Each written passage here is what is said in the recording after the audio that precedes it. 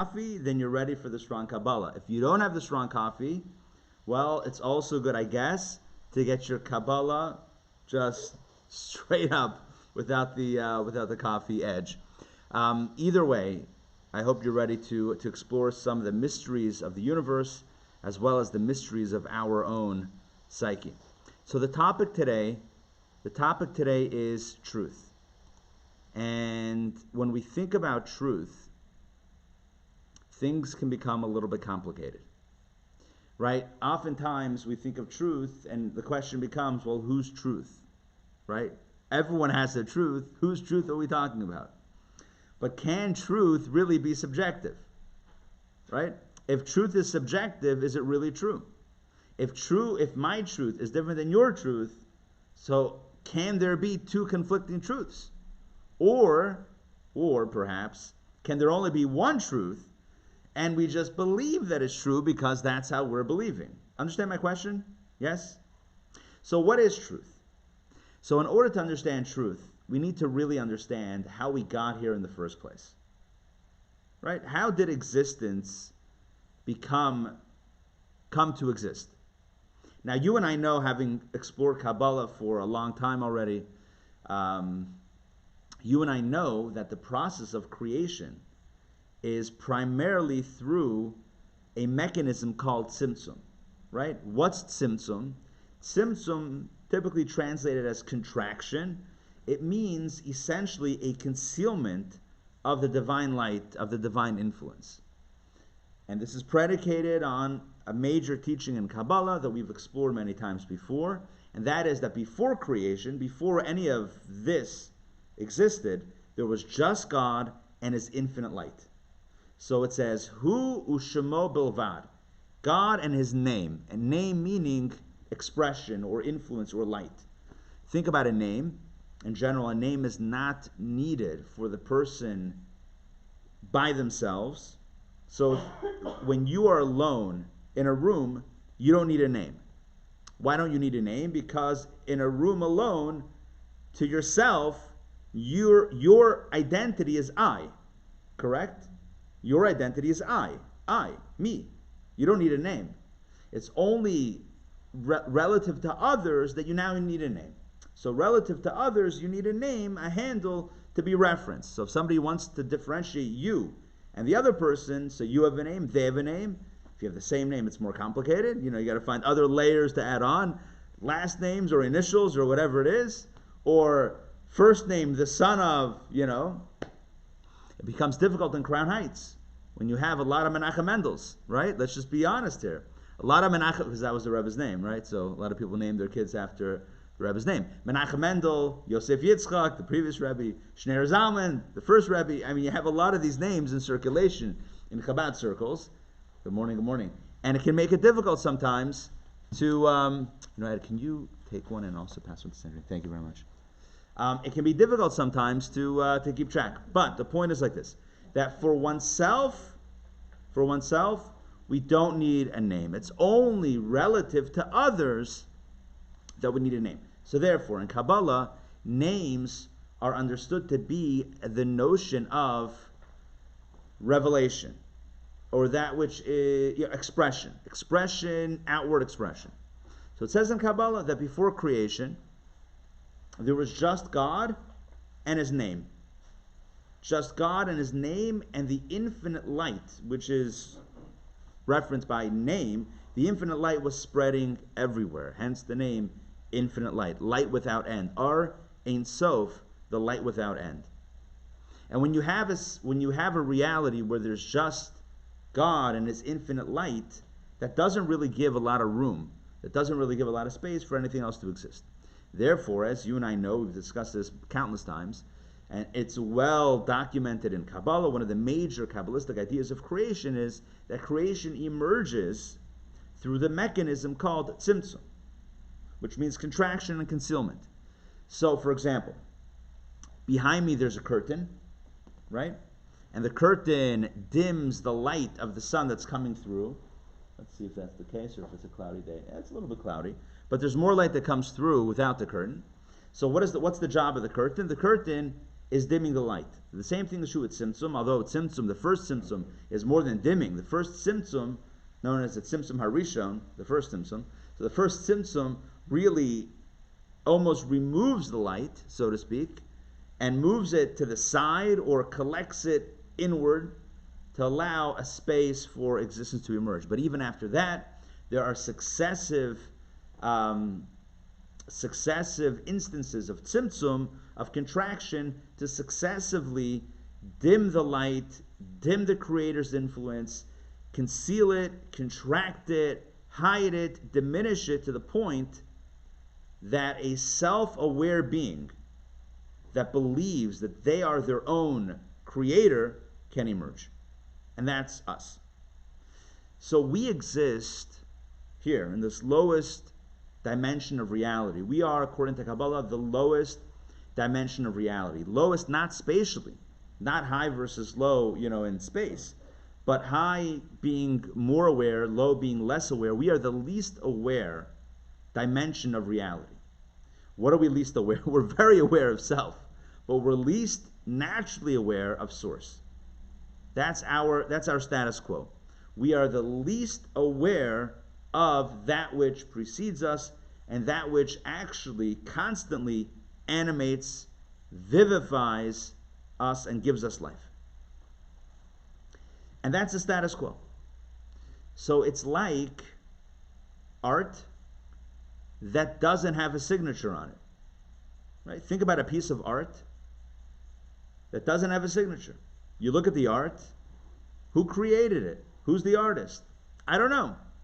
And maybe imagine if the art became self-aware. I know this is a stretch, but imagine if the art became aware of self, and the art said, I don't see a signature. Maybe I painted myself. Maybe I just evolved into being. Maybe there's no artist. Maybe it's just me. As ludicrous as that sounds, because obviously if there's art, there's an artist. Obviously if there's music, there's a composer. Obviously if there's a book, if there's a novel, there's an author. Obviously, right?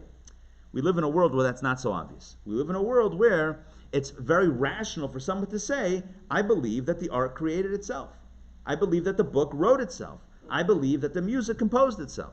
Now again, you tell somebody, I told this story many times, the Rambam, Maimonides, was... he had a friend who was a philosopher. He was also a philosopher. Maimonides was very well versed in Greek philosophy. Aristotle, he quotes Aristotle often in his philosophical works. But he disagreed. Obviously, he's founded on Maimonides. His basis of philosophy is Judaism and his faith in God. So he had a philosopher friend who he would often have conversations with, but they disagreed on many things. But they were very good friends. So one day, they were arguing about, God and, yes God, no God. So, and I've told this story before, so you've probably heard it from me, but it's worth repeating because it fits in the context. So this fellow, his friend, the intellectual, walks out of the room. He had to go somewhere. They were meeting in his house. He walks out of the room. Maimonides looks on his desk and he sees a poem that's almost finished but not finished. So Maimonides reads the poem. He pens the end, the last few lines, and then he takes a little bit of ink from the inkwell and spills it at the corner of the page. Anyway, the fellow comes back in, and he sees that he notices something has been adjusted on his desk. He looks at the desk. He sees the paper with the poem. He reads it. He says, Rambam's name was Moshe ben Maimon, so I'm assuming he said Moshe, calling him by his first name. I doubt he said Rambam. I think that came a little bit later. So he says, Moshe, unbelievable! What a beautiful ending to the poem. Thank you for penning it. Maimonides says, I penned it? I didn't pen it. I actually, by accident, knocked the inkwell, and you see, like the ink spilled a little bit, and it spilled, and then it somehow formed the ending to your poem. The guy said, are you kidding me? What, you think by accident you can exactly get something so complex, something so precise? Not only words that make sense, but words that make sense in the context of the rest of the poem that preceded it. You're telling me, you want me to believe, you expect me to believe that it happened by accident. Maimonides says, all right, someone took the hook, someone took the bait. So you mean to tell me that you believe that by accident, by evolution, by whatever, I don't know if they had those words then, this is pre-Darwin, this is 1,000 years ago, or whatever, 800, 900 years ago. He said, you expect me to believe that by accident, all of this complexity that we call life just accidentally came into being without a source, without some sort of guidance from on high, without some sort of intelligence that's guiding the process? Which is more far-fetched? Which is more complex, the ending to your poem or life itself? So I say this because we live in a world, the lowest reality, which is this physical world. Kabbalah speaks of different worlds, the world of emanation, the world of creation, the world of formation, the world of action. We live in the world of action, the lowest dimension, the physical part of the world of action. We're the lowest of the low. Bottom of the totem pole. By the way, not to make us feel inferior, on the contrary, Kabbalah says the lowest has the highest purpose. So don't worry, we're still meaningful and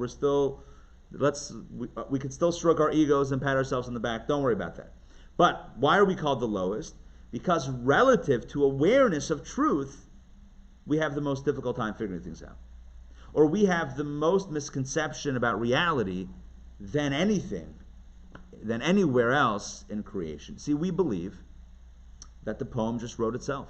We believe that the art painted itself.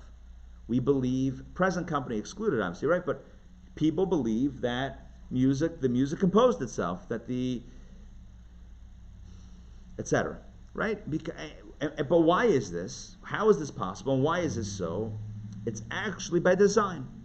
Because the world is designed in a way that it emerges through the mechanism that we've talked about already, which is tzimtzum. And tzimtzum means that intentionally the truth is being hidden and withheld from the creatures, so that you and I don't see the real source of everything. Rather, we think that things just evolve this way, or that we are our own creators.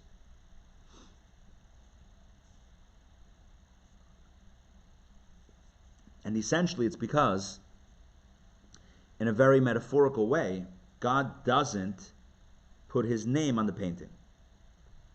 I mean, if you know where to look, you can find it, but it's not obvious. It's not obvious. It's not obvious that God created the world. I know it says that in Torah, and I know Judaism believes in that, but it's not obvious because you could live a full life, you could live 120 years, and you can be very smart, and you can have a lot of information and wisdom and science, and be very scientific and very philosophical, and you can say to yourself, I don't know that there's a God. I don't see it. How do I know for sure? Right? It's possible to live like that, yeah. Do we even have our own doubts sometimes? Sure. Right? How is that possible? Because it's by intention, because God created the world in such a way where you don't see it. Now, in the higher realms of reality, the higher realms of existence, there's no question, because there is a transparency. Because although there is a tzimtzum, and I point back to the curtains here, although there's a tzimtzum also with regard to the higher realms, the tzimtzum there is not absolute. The tzimtzum is not absolute. There's enough that's coming through the curtain to reveal the truth that there's a creator, there's a higher source. Which is why the angels, for example, in the higher realms, the angels exist in the world of Bria or Yetzirah, the world of creation or formation. The souls above that are either in the world of Atzilot, very rarely in the world of Atzilot, mostly in the world of Bria, right? Higher creatures, angels and souls, are very aware of source. They don't have doubts as to, is there a God? Did God create this? There's no question. But we have a question. Because at the end of all of those tzimtzumim, at the end of all of those contractions, at the end of all of those hidings of the light, concealments of the light, obfuscations, if I'm pronouncing that correct, of light, at the end of that entire series of hiding the light, it's possible to not even see the light at all and to wonder, is there light? I don't mean physical light, I mean a source, a divine source that's creating everything. Or maybe the machine built itself. Right? Is it possible that the machine built itself? We sometimes entertain that as a possibility. Maybe the machine just built itself. Big Bang. You ask someone about the Big Bang, so where did this, stuff around and it collided or whatever, it exploded. Where did that stuff come from? It was there. How is it there? We don't know. So the machine built itself. There was stuff that somehow was there, and then it triggered itself, and then it evolved by itself. Again, people say all the time that it's so far-fetched to believe in God.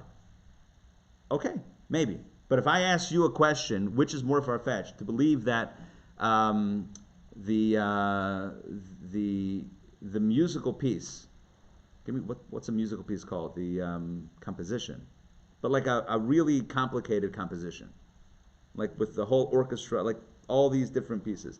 That what's more far-fetched to believe that somebody composed the music, or that somehow the notes kind of got together and composed themselves? I'm pretty sure what you would tell me.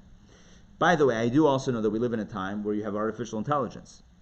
And now you can feed music, for example, into a machine, and the machine, computer, and the computer can learn composition and rules of composition and become smart enough to be able to compose its own music. Do you know you know about this? Yes?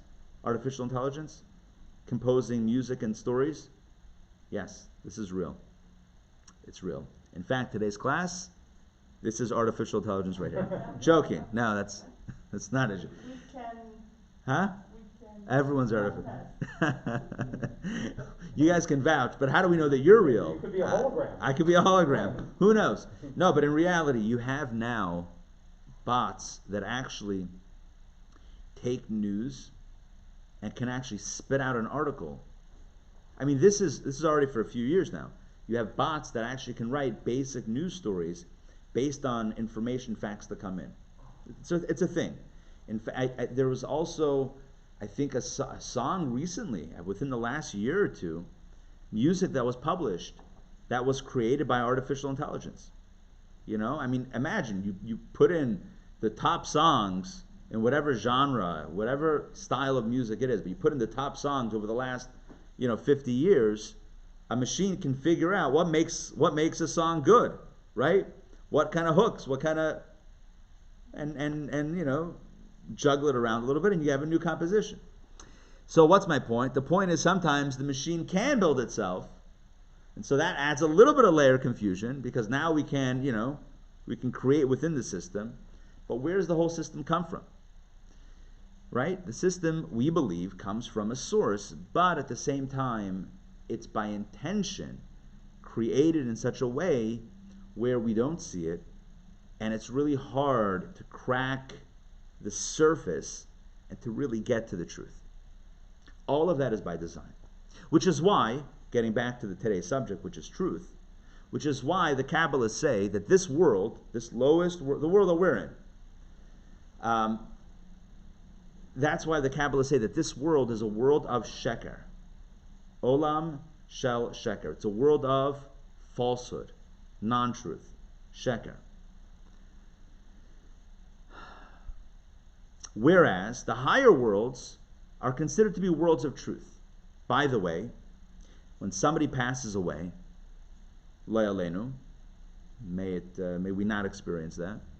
Somebody passes away, we always say that they've gone to the olam ha'emet, the world of truth. Olam ha'emet, world of truth. Which again is fitting with this theme, that this world, this reality that we know, that we take for granted as being like the real reality, this is actually a world of falsehood. And what's the world of truth? The higher realms, which is where souls go after their time with the body, in partnership with the body. So what does it mean that this world is a world of falsehood, sheker, and the higher worlds are worlds of truth? Fundamentally, it's exactly what I've explained before. To what degree are we aware of the truth with a capital T? To what degree, to what extent are we aware of who we are, how we are, where we came from, who's really in charge, what's really, what's the real truth? To what extent are we aware of that? In this reality, we're only aware a little bit of that. And so therefore, it's called Olam Sheker. Olam Shel Sheker. It's a world of falsehood. It's a world of non-truth, because we're not typically aware of truth. And even if we are aware that there is a truth, there's a difference between knowing it and knowing it. There's a difference between believing it and really knowing it and seeing it. We don't see it. We don't see it. The sun came up this morning. Yeah? Or the sun's coming up this morning if you're on the West Coast, right? Tony, it's coming up. It's somewhere there. Yeah, it's coming up. All right. Yeah, so the sun is coming up. Or came up. Did you see God? Saw the sun come up. The sun rose. Where's God? See trees. Yeah, see trees. Where's God? You meditate, you think, you believe, you have faith. Okay, but you don't see it. We don't see it. Sometimes we have, big events in our lives that point us, that allow us to feel God's presence. We typically don't see it. It's very rare. That's why Sinai was so remarkable, the experience at Mount Sinai. It's the only time in history that people saw God. Revelation at Mount Sinai, that's what we call it. The revelation at Mount Sinai. But typically we exist in a world of sheker, a world of falsehood, because we don't see the truth. And it's not a flaw, it's a feature. It's by design. By design, we inhabit a world, a reality, in which the truth is concealed.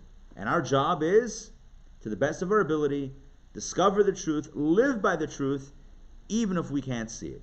Or, in other terms, in other ways, in other words, as the Baal Shem Tov puts it, the founder of the Hasidic movement, Baal Shem Tov said that life is a game of hide and seek.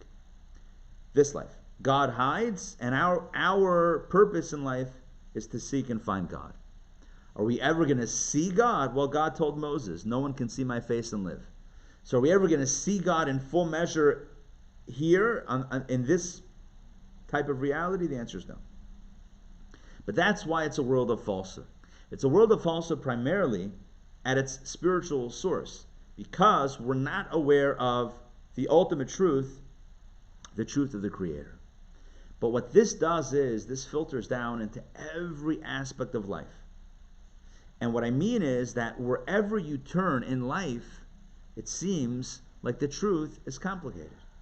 And it's hard to know what to believe. And this is not something new in 2020, right? This is something that's been going on since the beginning. I mean, Kabbalah, the book of the book of Zohar, the primary work of Kabbalah, was written close to 2,000 years ago. And already then, there's a discussion about this world being Alma de Shakra, a world of falsehood. An Olam Shel Sheker, a world of non-truth. And it's not just that we don't see God, we don't see truth, we don't know what to believe sometimes on a very real basis. So, for example, somebody tells you something. I'll give you a better example. You're in a new relationship. In a new relationship, you're meeting somebody for the first time. You're getting to know them. And they tell you about themselves, and you tell them about yourself.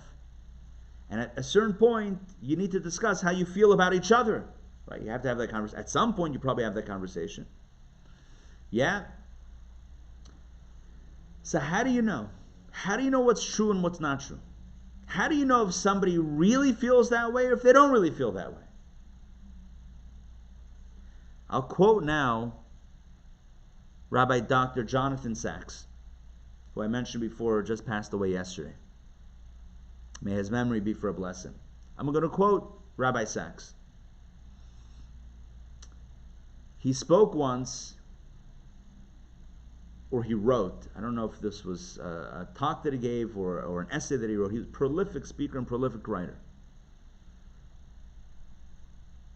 I remember reading it, so I'll say he wrote, because I encountered it in written word. He wrote once about the Jewish law prohibiting genevat dat. Genevat dat. I'll translate what that means. Genevat dat means stealing the mind. I'm not referring to about brain stealing. That's not, I don't even know what that means, but no. What is Genevat Dat? It means misleading someone. So there's a law. There's a Jewish law of commerce when it comes to business, that a person is not allowed to misrepresent themselves as a customer if they're not actually a customer. The shopkeeper's law. Right? If you walk into a shop, let me give you context. We live in an age when many people do shopping online, right? So let's say in your head you're planning on buying a pair of shoes. This is a good example. Buying a pair of shoes on Amazon or on, what's that other website? Zappos. Zappos still exists? Amazon bought them, I think. I'm pretty sure Amazon bought them. Yes, do we know this? Can someone thumbs up and confirm that? All right, someone fact check me, please. I think Amazon bought Zappos. Whatever. So anyway, you're planning on buying shoes online. Or maybe you're buying it from a department store. Who knows? Doesn't matter. It's on sale, you found a deal, whatever. The problem is, when you're browsing online, you can't actually try them on. I know they have now, what's the word I'm looking for? They have now augmented reality, AR, where you can like see things in your space and whatever. You still can't replicate the feeling of trying on a pair of shoes and walking around a little bit and seeing how it feels. Yeah, you can see how the table or the couch would look in your home through your smartphone now. Yes, that exists now. But you can't actually try on a pair of shoes and feel it without trying on a pair of shoes and feeling it. So what do? You have the shoe that you like, that you found. You want to buy it online because it's on sale, but you don't know which size, right? Is it a this or a that? A this size or a half a size or a... So you go to the mall and you go to a shoe store and you walk in and they say, the folks there say, can we help you? And you say, yes, I'm looking to try on a pair of shoes. What are they thinking? They're thinking they may make a sale, right? And if they make a sale, let's just work with my example here. Let's say that they earn some of their money by commission. So they make money when you buy a pair of shoes. So you walk in and you say, yes, you can help me. I'd like to try on a pair of shoes. And they go to the back. There's always the back, right? And they find the pair of shoes, and you say, I actually want to try it on 2 different sizes because you've already got this figured out. So they bring it out, you try them on, you do a little walk around, a little twirl, and then you say, you know what? Thank you. I'm still deciding. I'm not going to buy it today, but thank you for your help, and you walk out. And then as you're walking out of the store, you pull out your phone, you go to the website, and you order it. Happens all the time. Happens every day, countless times. Or, another example, you want to buy a flat screen TV. Super Bowl is coming up, and you want to buy a big, huge flat screen TV. So, there's a deal, there's a sale going on online, but you're not sure because, how can you judge the quality of a television through your computer screen? That's very, So you decide you're going to go down to Best Buy or to your local, big box electronics store and try it out and see what the deal is and see, which is the better model, which looks sharp and which size or whatever it is. So again, you go down and you take a salesperson away from, maybe other customers, and you speak with them, you schmooze with them, and then you say, thank you very much. You know what? I'm going to think about it. And you walk out, and right there in the parking lot, you order it. Happens all the time. And in Judaism, it's a violation of the prohibition against theft. You're stealing. You didn't steal anything. You didn't grab the flat screen and run. You didn't put on the pair of shoes and hightail it out of there through the mall past security. You didn't steal, but you stole someone's mind. In other words, there's deception. You never intended on buying. Now, one second. If you tell me, but I was intending, well then this is not you. This is not my example. My example is where you never intended on buying. You always intended on buying it online. But you didn't tell that to the salesperson. You didn't tell that to the shopkeeper.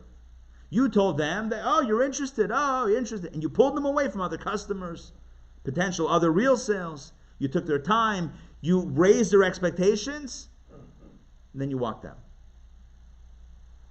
That's called genevat dat. It's called stealing the mind. stealing a person's awareness, perception. In other words, in English, deception.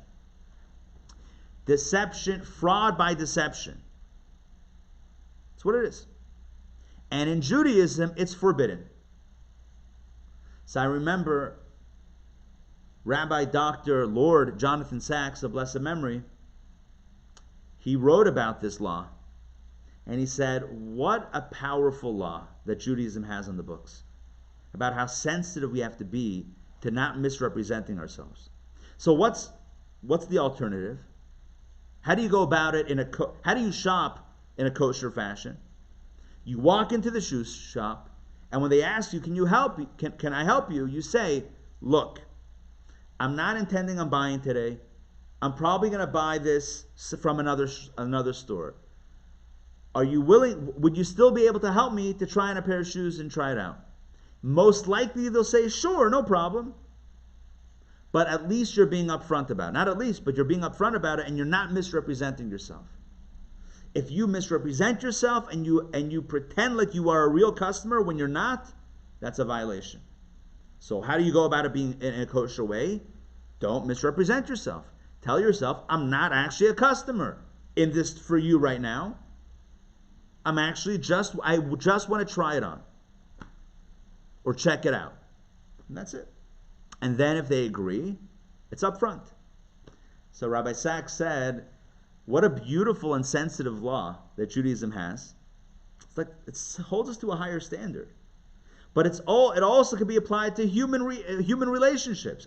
That's also, by the way, a human relationship. Sometimes we don't think of the other person in a store as a person with feelings, with expectations, which is a major problem that we don't. But so often we just, for some reason, like the humanity of the other person just goes out the window in the context of commerce. So number one, we have to look at the other person like a human being with das, with a mind, that we shouldn't deceive. But number two, Jonathan Sacks wrote that how beautiful would this be to apply this to other areas of human relationships. Like, for example, when dating, to tell someone clearly, I'm not intending on a serious, whatever it is.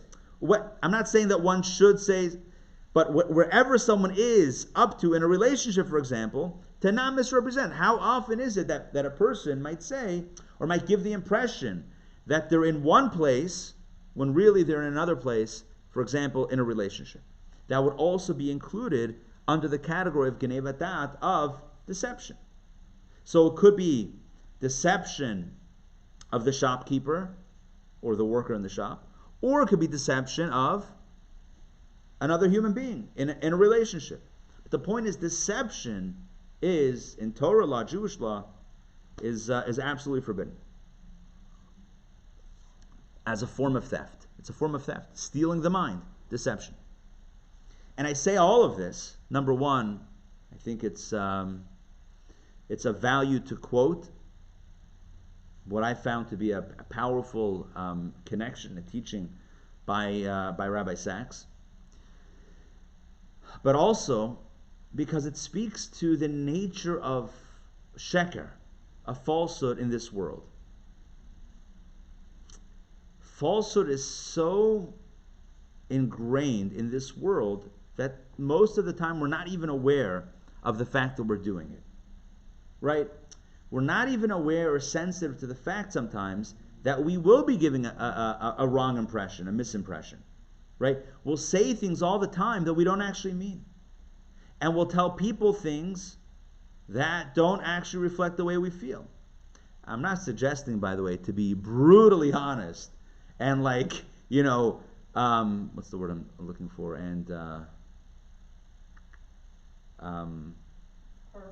hurtful, yeah. Like not hurtful, like this is what I really think about you, like the whole day. Like that's also okay, there's also a place for shalom, for peace.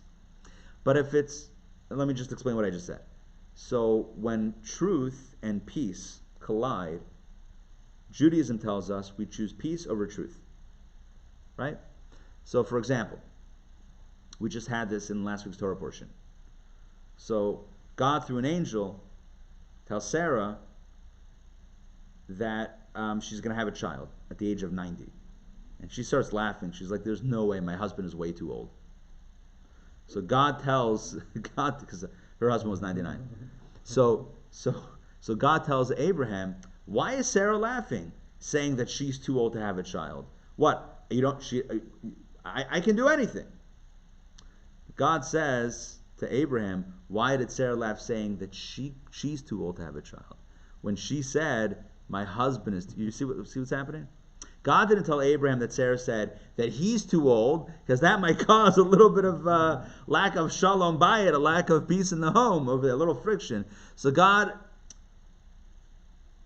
withholds the truth, or refashions the truth. I don't know the right way to say it. It's a white lie. I don't know, whatever you want to call it.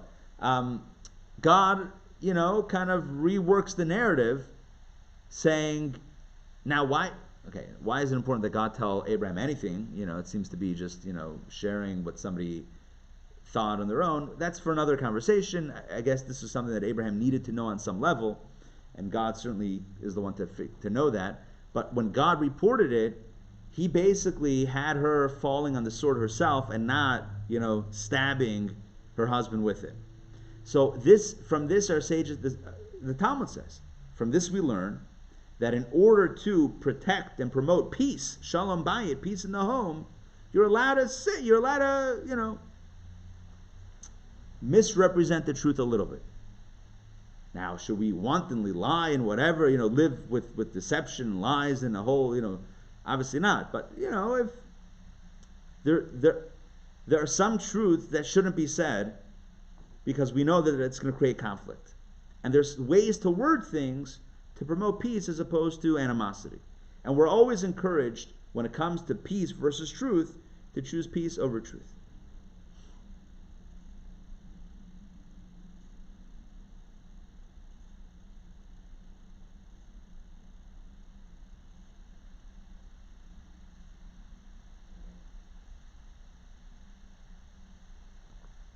There's it's a beautiful medrash that talks about God consulting with various forces in the universe that he created, obviously, with regard to whether or not to create human beings.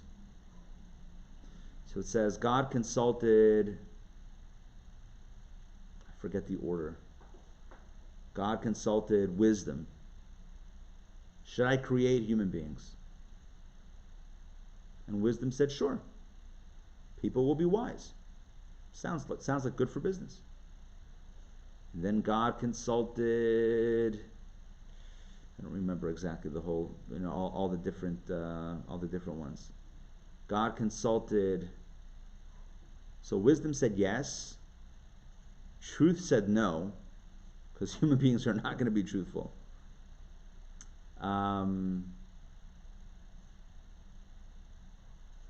Peace said no, because human beings are not going to be peaceful. But there was another force that said yes, and I forgot which one that was. So you had like 2 yeses and 2 nos. Are you with me on this so far? No. Donna, go ahead, ask. I'm not clear. So how did these forces, I thought God was the only force. And where did we learn this? Yeah. No, this is the Medrash. The Medrash is imagining whether or not it actually happened like this. I don't know. But it's kind of like,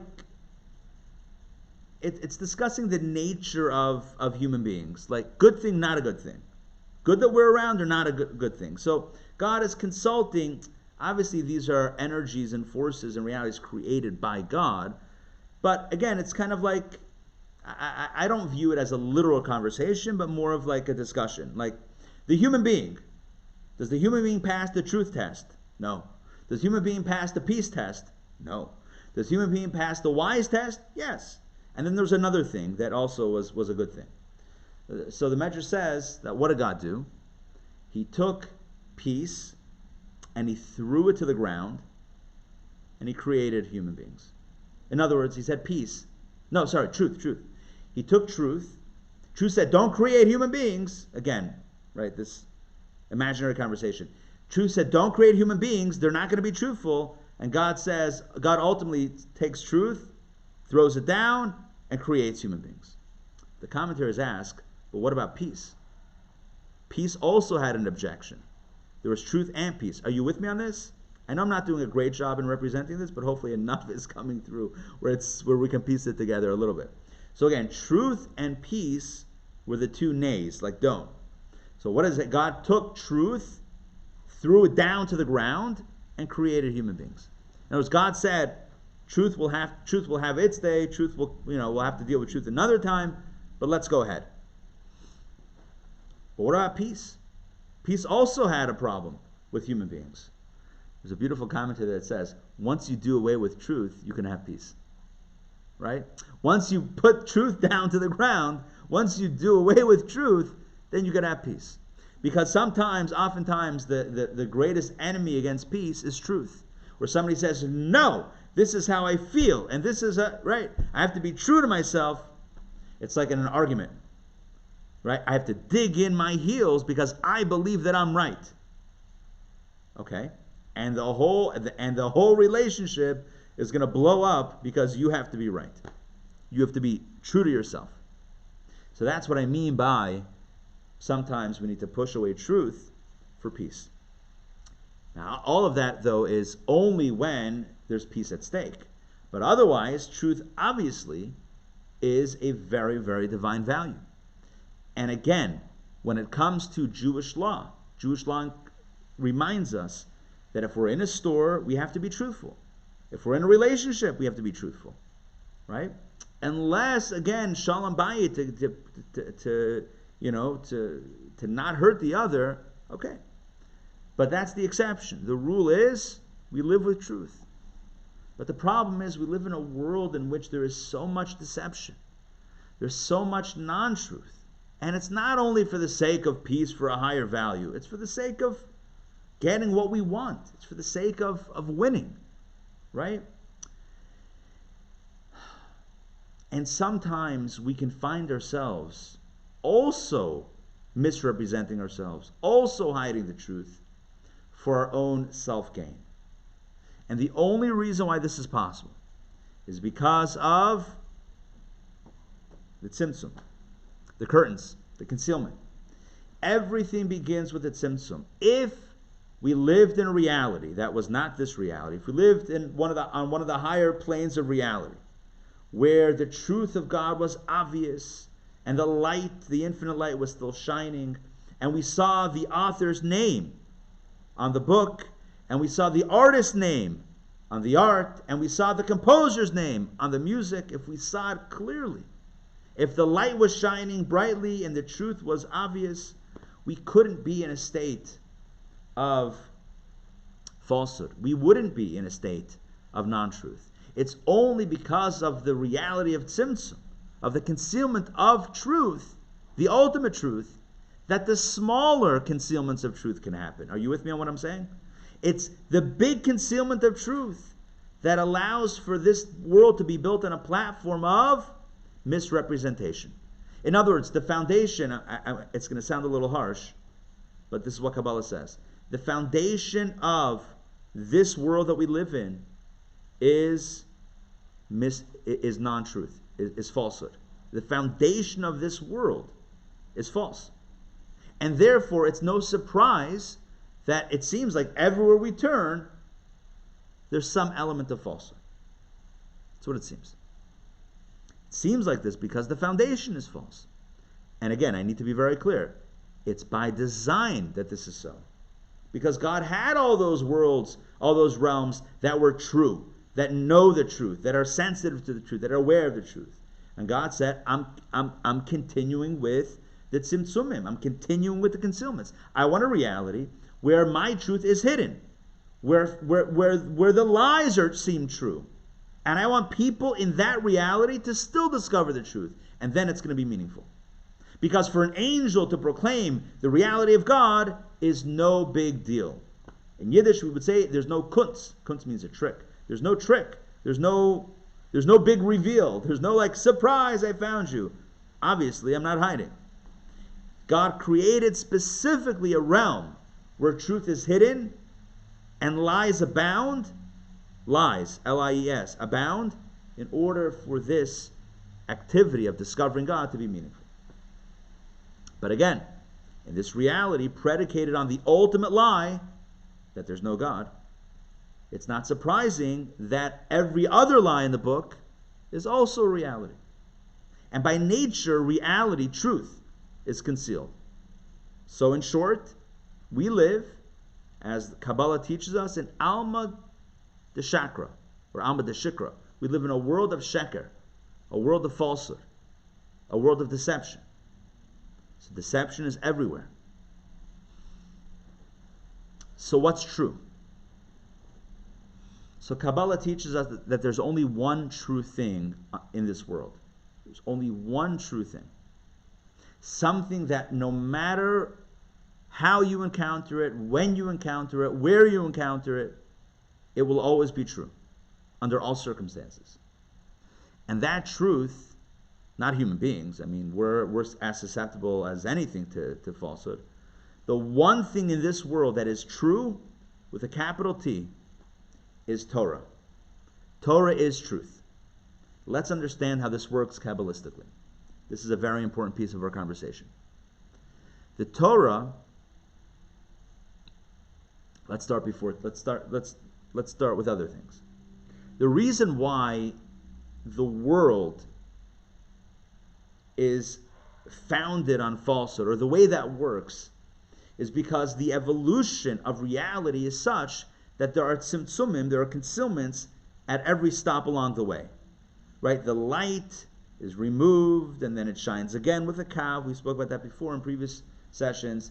But that's also concealed, and then it's concealed further and further and further and further and further. So it's like, imagine, again, we're not meant to depict it in imagery, but if we were to imagine something, imagine a big, large amount of light, very broad and wide, that gets filtered down, down, down, kind of like a cone shape. Like think of a, like a snow cone cup. You know what I'm talking about? Like the triangle thing. So very broad at the top, narrow, narrow, narrow, narrow, narrow, narrow, narrow, till the bottom. Until us, we get like a drop of light. And even that drop of light that we get, it doesn't even seem like light. Spiritual light. It seems like, whatever. It's all part of the machine itself. Okay, that's our reality. So the way, and the word I'm going to use now is hishtalshalut. Hishtalshalut means the successive evolution of the worlds. So seder hishtalshalut, the way things evolve, is through tzimtzum. There's one thing that comes down through the evolution of the worlds, but doesn't get affected by tzimtzum. I'm going to say that one more time. There's one thing that, although it passes through the same checkpoints, it doesn't get affected by the tzimtzumim, by those contractions, by those concealments. And that is Torah. So in general, have you ever been on the subway in New York City? Yeah? Subway? Okay, everybody. Mostly everybody, I'm sure. If not everybody.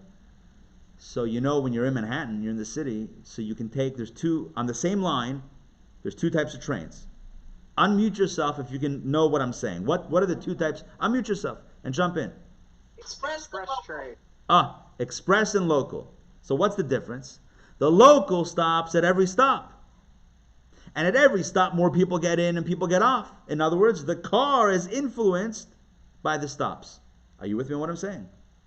So you stop. So you're going from Brooklyn to New York, to Manhattan.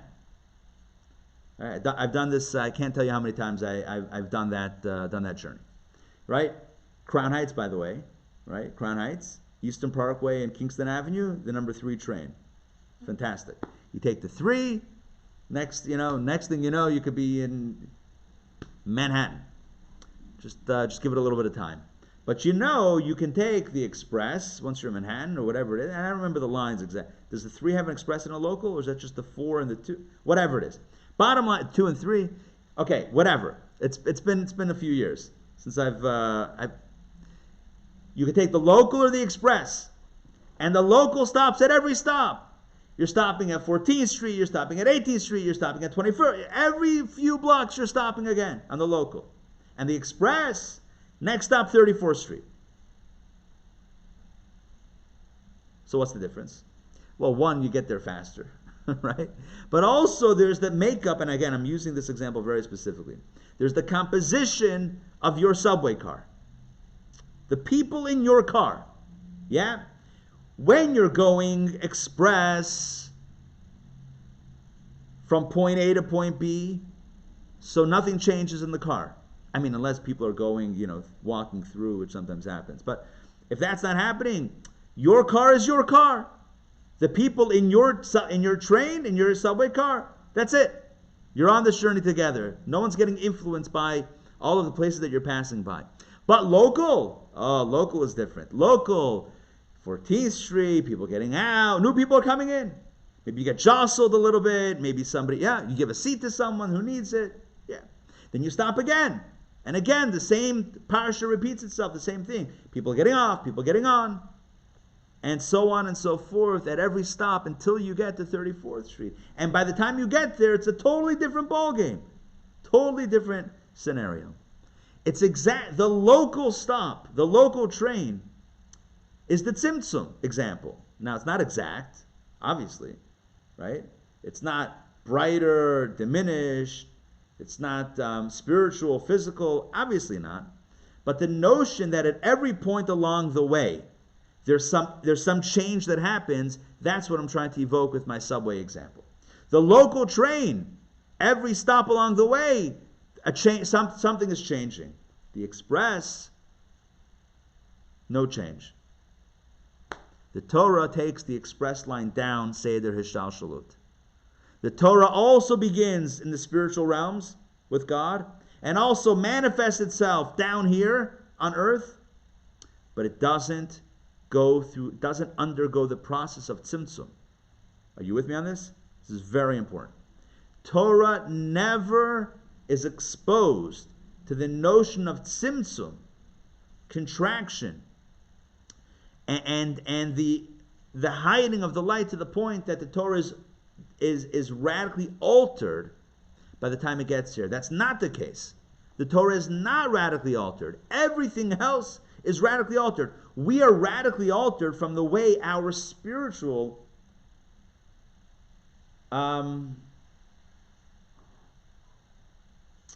antecedent looks. This form of soul and body down here looks very different than the way our souls looked above, without a body and not in this physical world. It's radically different. But Torah above and below, Torah remains untouched. Torah remains pure. Again, Torah takes the express, and we took the local. We're affected by tzimtzum, radically affected by tzimtzum along the way. So the train, the way it looks as it reaches planet Earth, is radically different than the way it started back in Brooklyn, because obviously Brooklyn is. I'm kidding. Right? So it's radically different, whereas Torah remains pure. That's why, and we're going to get to this inside. I know we've last week we schmoozed for a while. This week we're going to get inside to chapter 30, guaranteed. That's why chapter 30, you'll see the major theme of the chapter is the notion of truth, and the notion that Torah is the only thing in existence that maintains its purity and its truth. Which is why that in a world of confusion, in a world of chaos, in a world of falsehood, in a world of mistruth and non-truth, when we study Torah, it's a breath of fresh air. We're studying not more of the same, we're studying pure divine wisdom, and more important than divine wisdom, even more important than the fact that Torah is divine wisdom, it's divine truth. And in a world of lies, truth is a wonderful, wonderful breath of fresh air. Donna, go ahead. Once we step out of studying Torah, or even if we have internalized it, we have to interact. Yes. In the world. So how do we do that? Yeah. So that's why. Excellent. So your question is, well, it's great. You study Torah and everything is normal. It's true. It's direct. It's straightforward. It's meaningful. It resonates. But then what happens after the Torah study? We got to walk back into the fray. Good. That's the ultimate challenge. The ultimate challenge is, well, first of all, it's stepping out and stepping in, but then it's stepping, well, hold on. It's stepping out of the world, stepping into Torah study. That's important. That's a very important step. But equally important is stepping back out of Torah study into the world, and to try to integrate the Torah's truth with the world, and to try to influence those around us with elements of the Torah's truth. And it's not going to be perfect. We're not going to be batting 1,000. You know, I mean, not even Ted Williams batted 1,000, right? We're never going to be perfect. But what we try to do is immerse ourselves as much as we can in Torah, to then draw it back into the world. It's similar to, a person who practices daily meditation and maybe daily prayer and other spiritual practices, and says, you know what, I really need this in my life every single day to get centered and or yoga, right? To get centered and to get in touch with myself and in touch with my truth, so then I can then, live a balanced life. And that's fantastic. But I would say even greater than things that we ourselves are conjuring up, which is also powerful, is when we encounter Torah, because Torah is a space of truth from an absolute place. Absolute truth with a capital A and capital T, stemming from the top and unfiltered, pure. So that's the power of Torah. Torah is not subject to the falsehoods of this world, which is, by the way, why, and I don't want to jump too deeply into this point, but I'm just going to make the point and jump right out of it, and we're going to jump into the text. So I'm telling you right now, it's going to be a very quick. But when we take Torah and try to make it work with, and when I say make it work, I don't mean to influence the way we look at the world. We're meant to do that. But when we try to adapt Torah to modern ways of thinking, we're compromising its truth. Well, no, the Torah, it didn't really mean that. It means we got to change it to fit. Change it to fit means you're now taking the local. It's no longer the express. You want to take the local? You already have the local. You want this? You already have this. You want Torah? You got Torah. The one thing that's untouched, you want to touch it also? Why? What's the point? Let it be. The one thing you want. Again, I'm not going to wade too deeply into that and what exactly I mean and what exactly that means, but just in general. Torah is Torah. The best thing we can do is have a space that's still untouched. Have a truth that's untainted by the falsehood of the world. To also take Torah and to make it conform to the whims and fancies of whatever era it is. If Judaism at any point in time fully adapted to the culture, to the ideologies of the time, Judaism wouldn't exist. It wouldn't exist. It wouldn't exist because we would have been Romans. It wouldn't exist. The only reason Judaism exists is because Torah wasn't touched. That's it. That's why it's here. Because Torah was always put on the express train and was never touched. If at any point it was touched, if at any point it became, you know what Judaism is? It's basically Roman life. If that ever happened, I'm not saying if some, of course some, but if that ever became the thing, when the Romans went, Judaism would have gone. There are people today who say that you don't need Judaism. Because what is Judaism? Humor. And in America, I've seen essays on this. I'm not making this up. I've seen intellectuals, philosophers write about this. Judaism is primarily a culture and a humor and whatever, and that culture has already influenced America. So we don't need Judaism. There you go. Jewish, the one who wrote that? Yeah, a Jew wrote that. Yeah. It's like, what is Judaism? Judaism is a culture. It's a thing. But today it's so part of American society. We won. We influenced. We don't need Judaism anymore. We have America. Good. Just don't touch Torah then. It's fine. There's no law that says you have to believe something. Believe whatever you want. Keep Torah. Just don't touch Torah then. It's fine.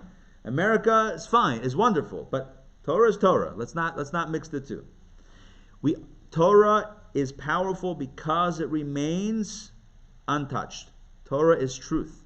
And in a world of confusion, in a world where it seems like we don't know sometimes what's up and what's down, right? What's right, what's wrong? I don't only mean, right now. I mean in general, right? Kabbalah wrote 2,000 years ago, it's a world of falsehood. The idea of mistruth is not a new thing. In a world of confusion, we have the Torah that that is truth. By definition, it's divine truth. Toba, go ahead. There's this other thing going around. Since Jews are a people and we concentrate on ourselves as a people, there's something really awful about that, because we should be concentrating on the world as a whole. And this is really disturbing. On one hand, this society is diversity, diversity, diversity. This culture, that culture. But Jews are made to feel guilty if they're pro-Israel, because they should be pro the whole world. And this is really disturbing to me. Natan Sharansky speaks about this in his latest talk. So I haven't read. I was wondering what you think about that. I hear you. I'm not up to date on Sharansky's writings. Well, other than him, it's just. No, I hear you. I'm just thinking. I think I met him. I think I saw him about a year ago in Washington at the National Jewish Retreat. I think he spoke there. Anyway, whatever.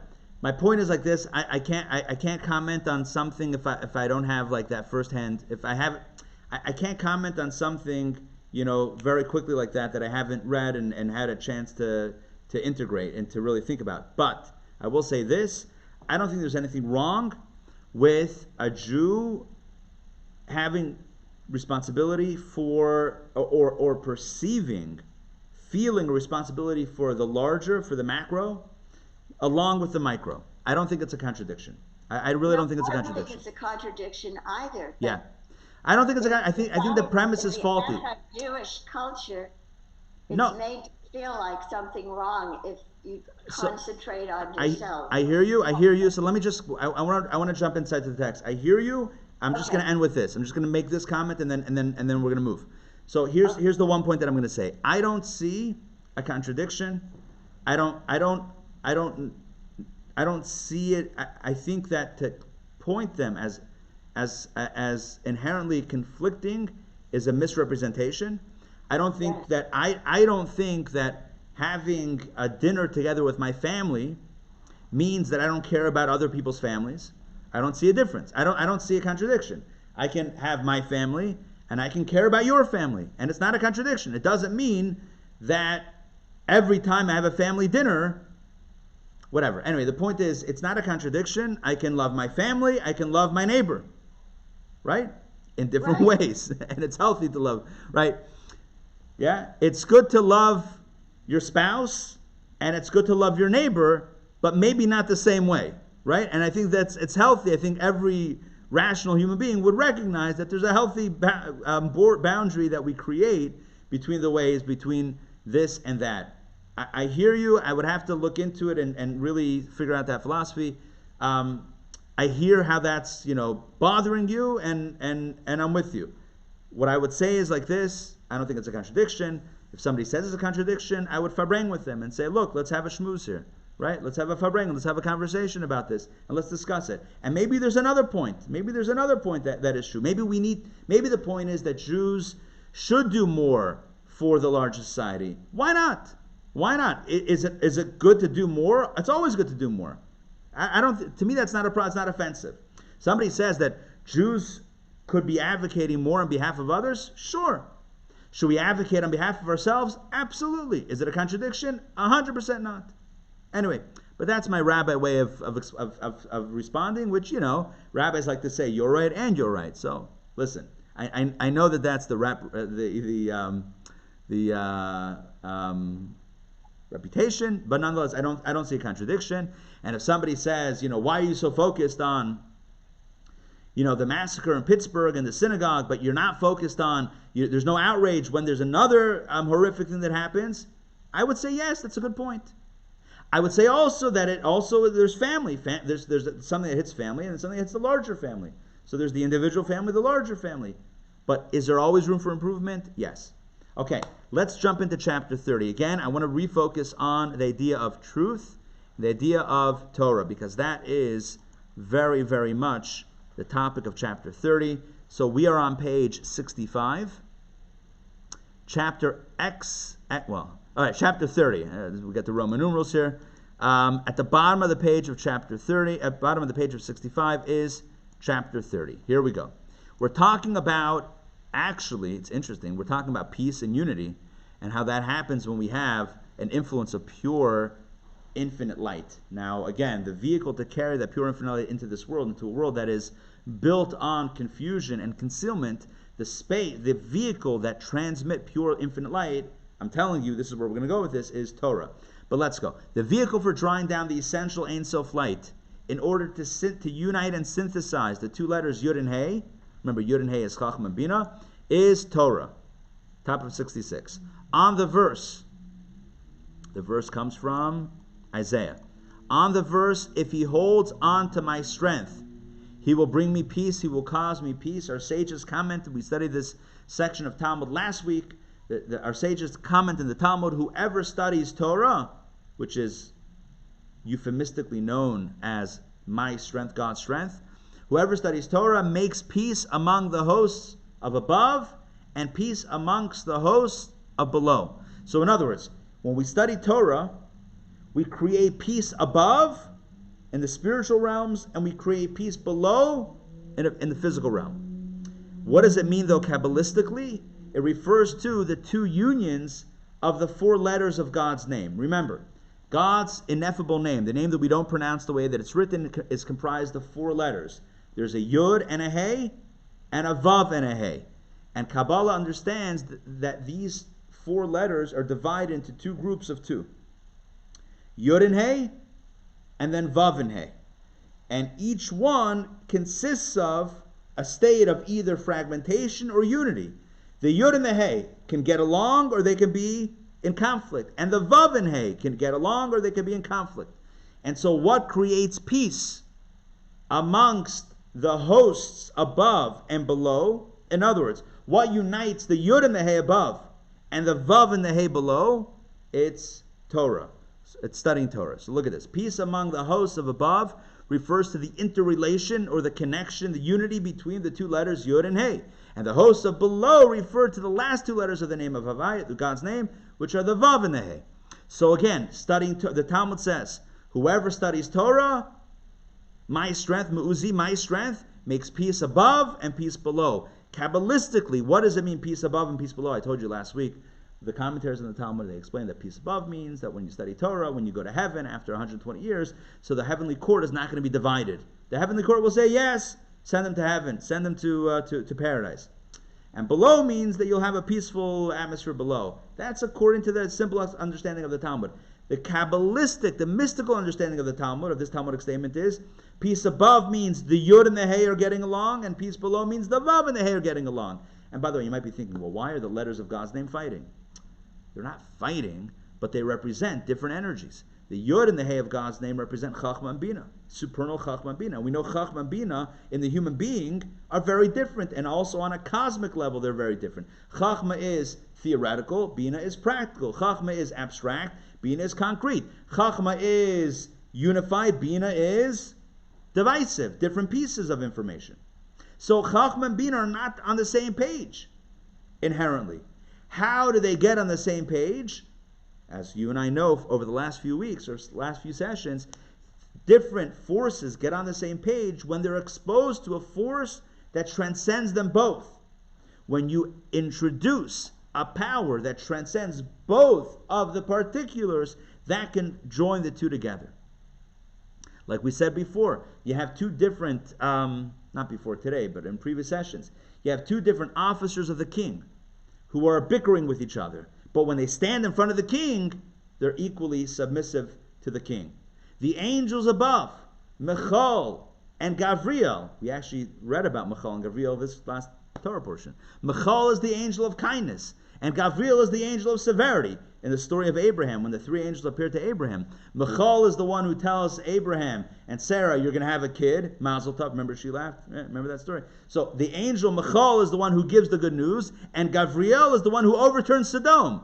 So you can imagine as they're traveling together, one is like, it's so beautiful. One's like, I'm going to destroy it. So different energies. But when they stand in front of God, when they stand in front of the King of all kings, when they stand in front of the infinite, they surrender equally. There's no fighting anymore. It's an experience that a bigger experience that brings them together. I've used this example before in previous sessions. 9/11, for example. Yeah? It can bring New Yorkers who ride different subway trains. Some take the local and some take the express. And the locals versus the express. You don't want to get involved in that typically. But something like 9/11 happens. Something big, something sobering. And now everyone's getting along. Now, does it last? It fades. But there's something about a greater experience to draw two opposites together. And so the same thing is here. When you have an influx of the Ein Sof light, of the infinite light, it brings together the Yod and the Hey that could otherwise be diverse and distinct. Not only that, but contradictory. It can fuse together. It's the glue that holds the different things together.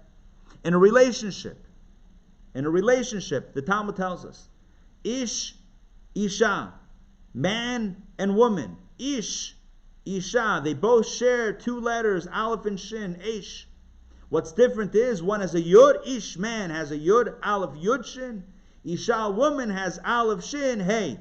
In other words, one has a Yud and one has a Hey.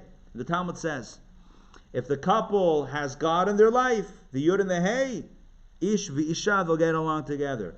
If there's no God, if there's nothing higher than Ish, if you take out the Yud and the Hey, take out God's name, fire and fire. And what happens when fire and fire collide? It's a volatile experience. Again, in simple terms, the Talmud is telling us what is the greatest help for a relationship? Sharing a higher value. It's having something, believing in something greater than self. And then when I feel like I'm not this or they're not that or whatever it is, when I feel something, when I feel my ego, I can walk myself away from that place of conflict and say, 1 second, I'm getting caught up in my ego, but what are we dealing with here? This is a relationship, and this is greater than me, and we're building a home together that's bringing light into the world. It's all these other bigger things, and I'm going to worry about what they said and what maybe they meant and the little stuff. The toothbrush there, the toilet seat up or down, that's going to be the thing. I'm just using cliches now, right? But I'm using that for a bit of humor and whatever, to just quickly get in and out of this point. But the idea is when we have something bigger in mind, it helps deal with the little stuff, because the little stuff is in perspective. Without the bigger stuff, the little stuff is the big stuff. Are you with me on that? It's like Maslow's hierarchy, right? Remember Maslow? I think it's Maslow, right? When you're worried about existence and survival, you're not thinking, how do I feel today? Am I happy? Happy! Who has time to be happy? Do you have food to eat or not? So it's like, what are you thinking about? You're thinking about God and purpose and what are we doing together as a family to bring more light into the world, into the community. You're thinking about big things. The toothbrush and the toilet seat are not even on the radar. It's not even a thing. You take God out of the picture. All right, now you have a lot of time in your hands. Now, good luck. Now it's like every little thing is a thing. Anyway, obviously there's no magic, and it's always work, and I'm not trying to suggest that there's a magic formula, but the point is that there is this notion of when we introduce something greater, higher than, it can help bring the particulars together in a greater way. So, when we study Torah, and here's the missing, or maybe not the missing piece, but here's the logic. Torah channels the infinite light. Remember I said it takes the express train. Torah is the pure light that's at the beginning, unfiltered. Everything else in existence, when it's down here, by the time it gets down here, has already been filtered and triple distilled and filtered. It's like a good l'chaim. It's been already filtered and distilled and even pasteurized. That's something else. Whatever. It's already been like reduced to the point beyond recognition. By the time things hit this world, it doesn't look anything like it looked at the beginning. Torah is pure. Torah is pure. It's the pure light. When we study Torah, suddenly all the little things, when you have the influx of the big light, the little stuff is manageable. It's more manageable. The little stuff appears little, or we're able to see it for what it really is, which is little. So the Yud and the Hey, oh, I'm more Chachma, you're more Bina, oh, we can't get along. Really? Yud and Hey? Really? There's an infinite light here. Yud and Hey get along. Vav and Hey, emotion, action, I feel, I do. All right, you're getting along. There's a bigger light here. So that's the point. Torah, when we study Torah, it connects above and below, the Yud and the Hey and the Vav and the Hey. Everything is unified. Let's go with the parentheses. I hope this is making sense. Parentheses. Again, I vacillate, by the way, as you know, between speaking of these concepts in very contemporary terms, which we do at the beginning, and then going inside and reading it in Kabbalistic language. I always want to bring it back to what it means so that we don't lose the meaning, right? But it's also good to see it in the original word. So that's going back and forth. Parentheses. This is really powerful. The reason that Yud and Hey are called the hosts of above and Vav and Hey the hosts of below, right? We said 4 letters of God's name. The Yud and Hey are called hosts of above, the higher unity, and Vav and Hey are the lower ones. So it's hinted, this concept is hinted in the verse in Deuteronomy. It says, the hidden things belong to Havai our God, and the revealed things belong to us and to our children. Now, on a simple level, it means that a person's intentions, let God judge intentions, right? What a person meant, that's up to God, for God to know. We don't know that. What we do know is what's revealed to us. In other words, action, doing a mitzvah. Somebody does a mitzvah, they did a good deed. Somebody had this in mind, that in mind, their intention. We leave that up to God to judge. We don't judge intention, we judge by action. That's what the verse means on a simple way. You with me so far? Yes? The hidden things are for God, the revealed things are for us. So courts of law judge based on action, not by intention. Because how do you know what a person's intention is? Yes? Make sense? Okay, I hope so. The letters Vav and, let's continue, but here's what Kabbalah says about this. The letters Vav and Hey of the divine name, which are also the opening letters of this word, Vehaniglos, it only works in the Hebrew. Look at the Hebrew word 1, 2, 3, 4 lines down from this paragraph of the parentheses. 1, 2, 3, 4. The third word, which is in Hebrew, in the parentheses, within the parentheses, the word is Vehaniglos. Look at that. It begins with a Vav and a Hey. Vav Hey Niglos. So what that means, as the Kabbalistic understanding is, that the Vav and Hey, the letters Vav and Hey of God's name, the last 2 letters of God's name, the Vav and the Hey, are Niglos. Niglos means revealed.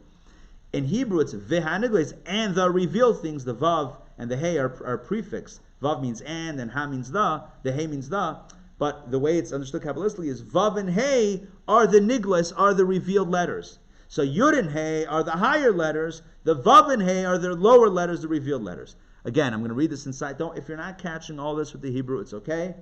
That's why it's in parentheses. The letters Vav and Hey of the divine name, which are also the opening letters of this word, refer to the things which are revealed, Niglos, to us and our children. But the Yud and the Hey are the hidden things that belong to Havai our God, Chachma Bina. Accordingly, Yud and Hey are called the hosts of above, which are the hidden things belonging to Havai our God, and the Vav and Hey, which are revealed to us, are the hosts of below. The point is, within God's name, there are 4 letters, and they don't exist on equal planes. The Yud and the Hey exist on a higher plane, the Vav and the Hey exist on a lower plane, and that's hinted in the verse that talks about higher things and lower things, or hidden things and revealed things, the revealed things being the Vav and the Hey. So in other words, the first 2 letters of God's name are the higher letters, the last 2 letters of God's name are the lower letters. What it means for us is, simply, that when the Talmud says that when we study Torah, we create peace above and below, it means in the Yud Hey and the Vav Hey.